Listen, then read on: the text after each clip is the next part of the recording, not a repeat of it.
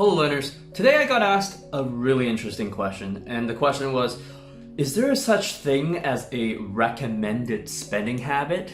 In other words, to flip that around, is there such thing as a spending habit that you can have that makes you an absolutely horrible human being? Like you should not even be spending money like that? Well, instead of answering that question, because a lot of gurus and finance people out there, they try to answer that question. I came up with my own answer, but they try to answer that question by saying, you know what? Like you should spend below the amount of money that you make. You should save 20% of your income, 30% of your income, 40% of your income, 50% of your income, and so on and so forth. Instead of doing that, I'm gonna give you 5 principles that you can think of that you should keep at the top of your mind whenever you spend money, that will hopefully help you become a happier money spender. That's my goal, is to help you become a happier money spender. And the reason I'm doing that is because a lot of those gurus, frankly, they're giving advice. I mean, yes, you should spend below your means, but I mean, everybody knows that, right? And frankly, you should save money, but everybody knows that, right? And how much money should you save? Well, technically, if you really want to talk about it, you should save 100% of your income and still be able to spend as much money as you want. Yeah, no. Right? So what is the number? There's no number.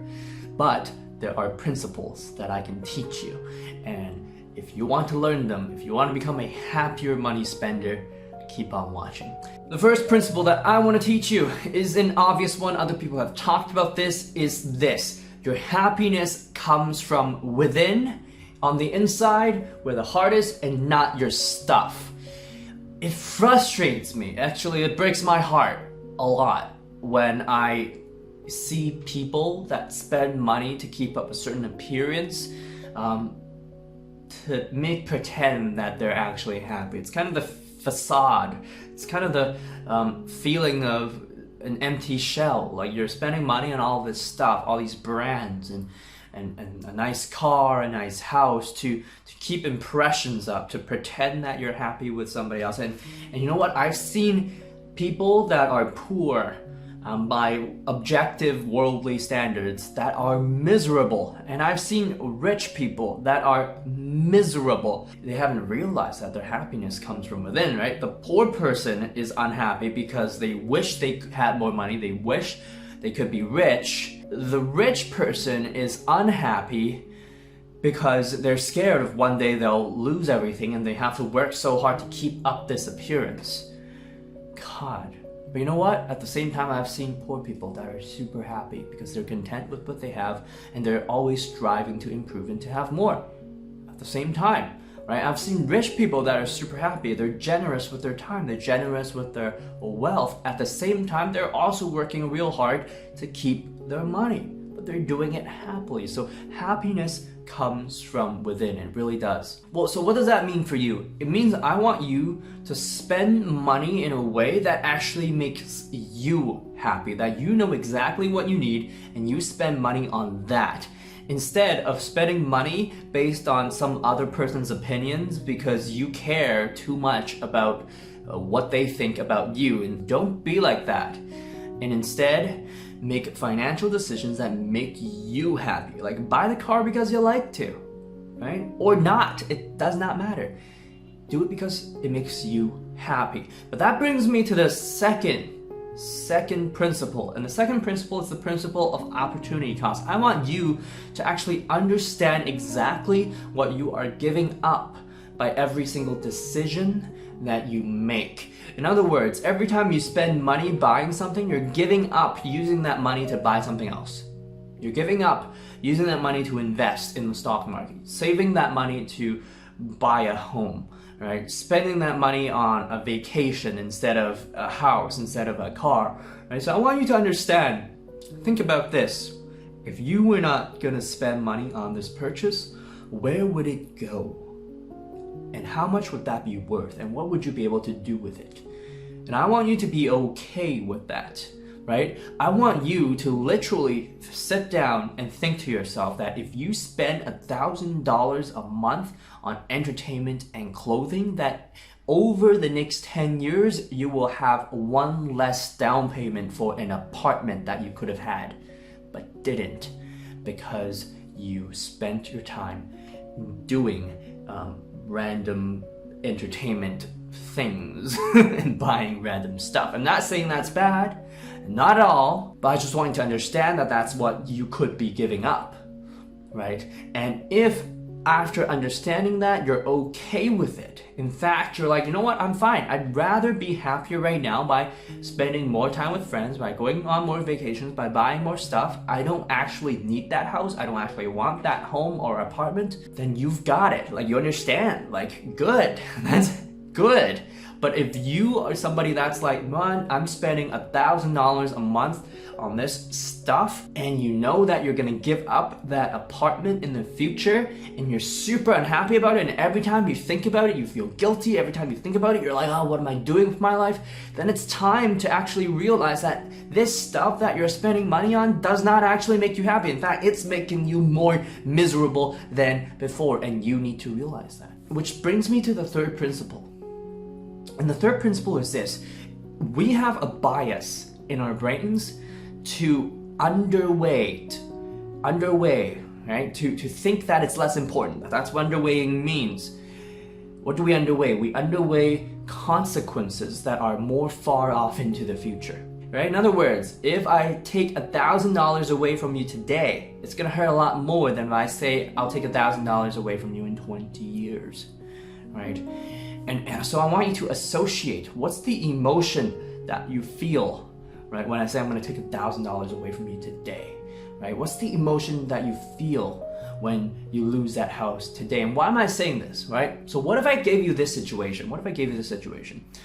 And the situation is this: if you spend $1,000 less a month for the next 10 years, you will gain a house. Right? That's what will happen. Now, in thinking that, you might be like, hey, you know what? I want to go on that vacation. That's nice, right? But what if I flip that around a little? What if I said, if you spend $1,000 less a month, right? That's the condition. You have to spend $1,000 less every single month. I will give you a house today. I'll give it to you. Would you take it? Would you?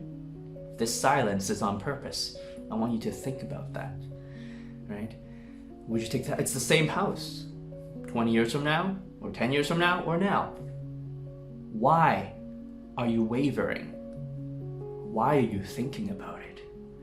When before it was such like 70% no, now it's a 50%, 40% no. Think about that, right? The fourth principle that I want to get across to you is the idea that when we're trying to save money, when we're thinking about our spending habits, we should be rational. But unfortunately, we're not. We are not rational people. I just want to tell you right now that we are so far away from being rational. Let me illustrate. If my mom wanted something like that required money, and I knew that getting that for her would make her happy, and I had the ability to do so, I would do it in a heartbeat. I would. Because she's my mom. And let me tell you why that's not rational. It's not rational because I'm the same guy that would spend an extra hour shopping online trying to save $5. What? I would immediately break my spending habit, my savings goal for the people that I love. That's just who I am. It's not rational, but it's me, right? And so chances are you, in some areas of your life, in your spending habits, are not rational as well. And so here's what I want you to do. Instead of setting I'm going to spend $3,000 a month, that's it, I'm not going to spend that much money, I want you to set a range. Okay, instead of 3,000, I want you to be like, I'm gonna spend $3,000 to $3,500 a month, right? That's a range. Anywhere within that, I'm good. I'm happy, right? So I want you to set a range for yourself. I want you to set money aside in case some of this irrational stuff happens, because it will happen, like that vacation that you've always wanted to go to, and then you see a discount and you're like, oh, let's go, woo, right? And then you're gone. You're gone for like 2 weeks, and you come back and you had a lot of fun, but now you have no money, right? It happens, right? It does. All right, so you're not rational. Understand that, accept it, and adjust your spending habits, adjust your goals, adjust your saving goals with that in mind. And the fifth principle that I want you to walk away today with is this: don't beat yourself up.